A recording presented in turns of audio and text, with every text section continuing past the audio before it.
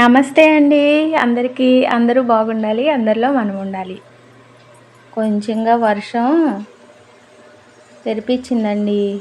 చాలా పనులున్నాయి చేసుకునేవి. బట్టలు ఎక్కడివి అక్కడవే ఉన్నాయి. ఆరలేదండి ఉతికినా కూడా. ఇక వీడియోలోకెళ్ళే ముందల మీకు ఒక చిన్న విజ్ఞప్తి చేసుకుంటున్నాను.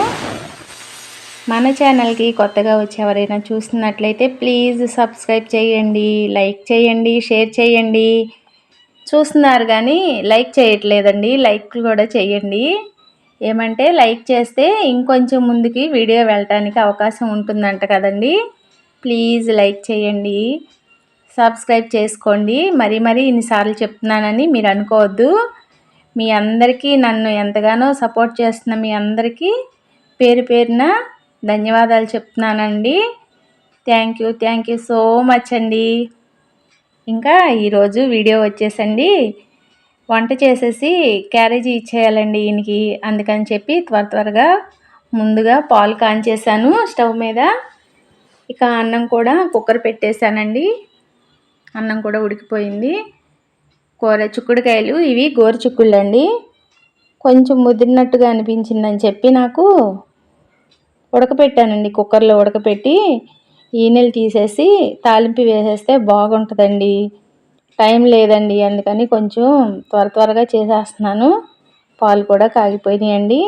ఇంకా స్టవ్ కట్టేసేసాను. ఈ పాలు దించేసేసి ఇక కూరకి ప్రిపేర్ చేసేద్దామని చెప్పి త్వరగా ఆయనకి క్యారేజీ ఇచ్చేసానండి. టిఫిన్ పెట్టి పంపించేశాను. పాలు ఇచ్చేసాను, తాగేశారు. పాలు కలిపి ఇచ్చేసాను, తాగేశారు. ఇంకా వెళ్ళిపోయారండి.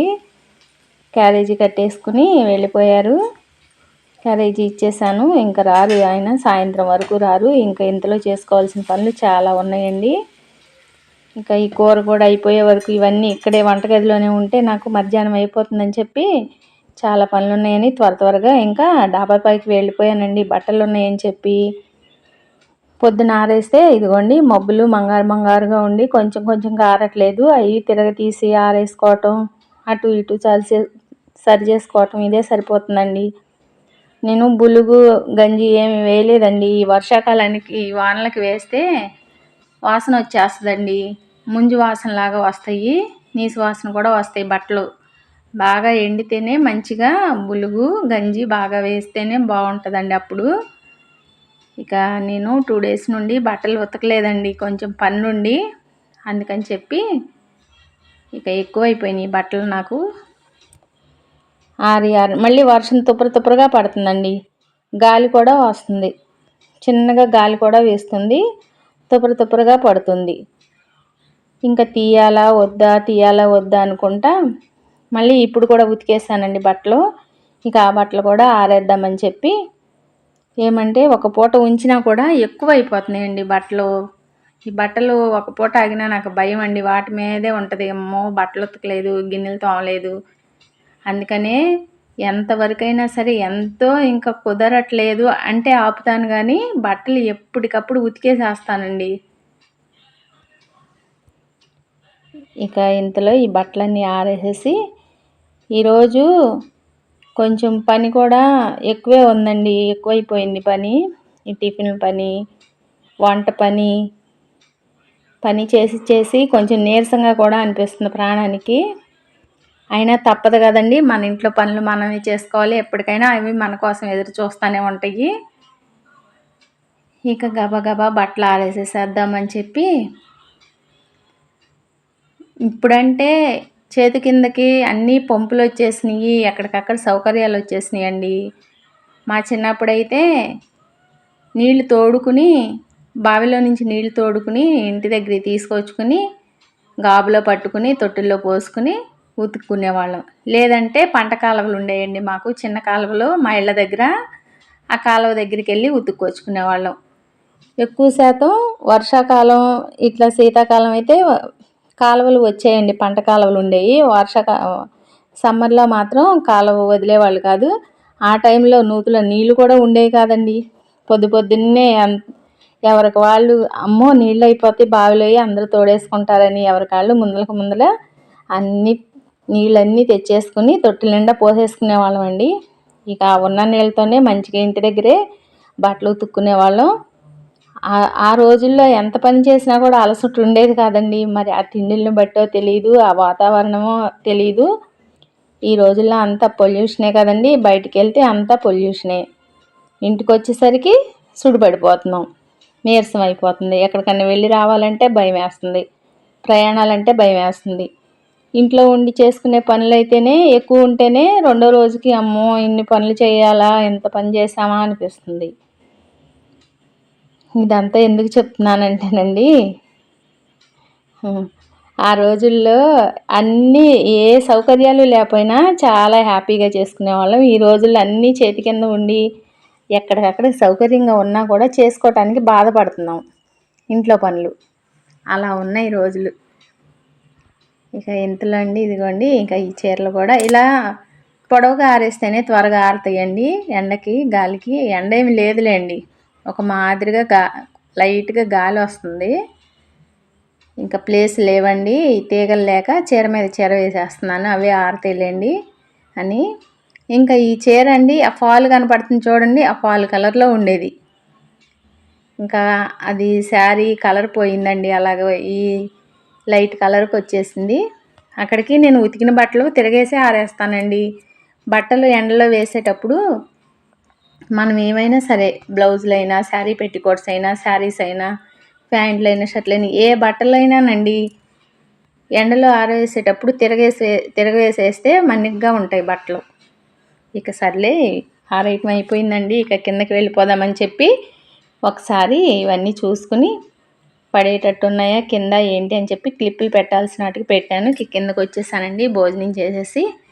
ఇంకా జాకెట్లు ఎప్పటి నుంచో కట్ చేసుకోవాలని చెప్పి భోజనం అయిన తర్వాత భగవద్గీత క్లాసులు ఉంటాయి కదండి, ఆ క్లాసులు వినేసి ఇక కొంచెంసేపు పడుకుని లెగిసి 4:30 అట్లా అవుతుందండి, 4:15 అయింది టైము. ఇంకా పడుకుని లెగిసి 4 జాకెట్లు ఉన్నాయండి, కుట్టుకోవాలండి.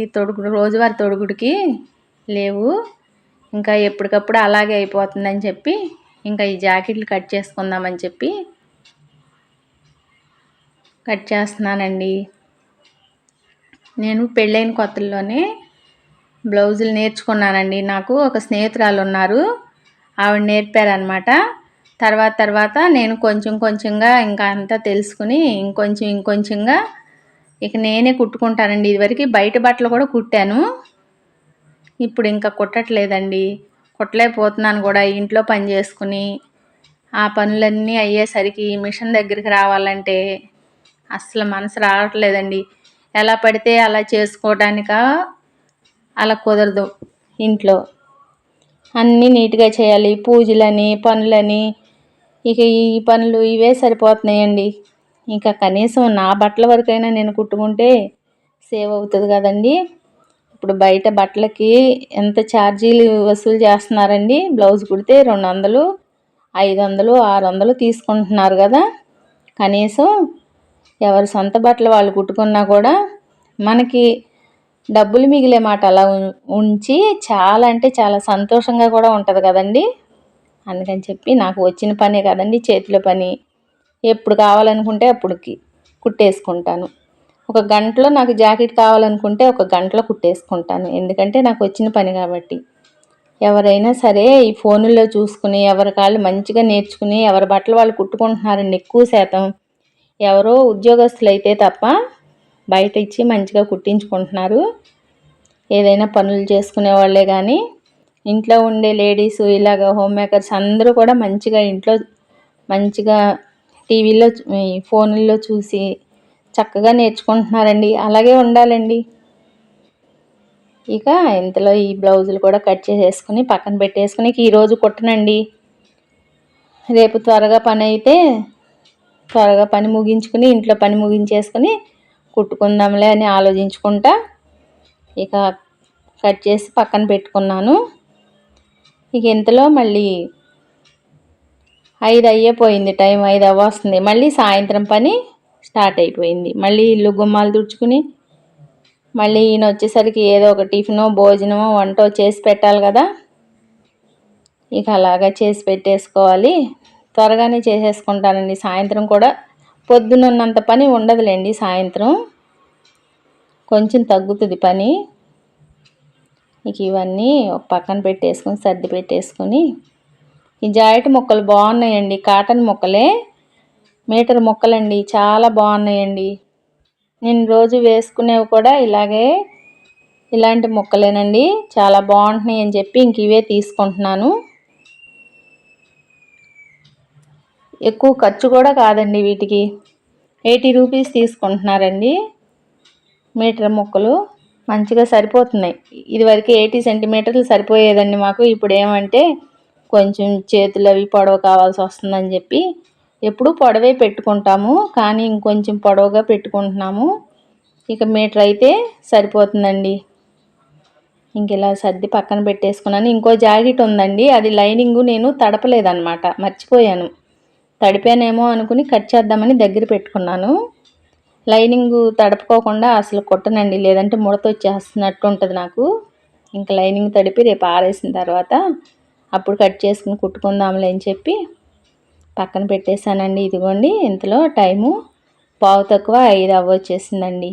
ఉంటానండి. ఈరోజుకి ఇదే వీడియో అండి. ప్లీజ్ సబ్స్క్రైబ్ చేయండి.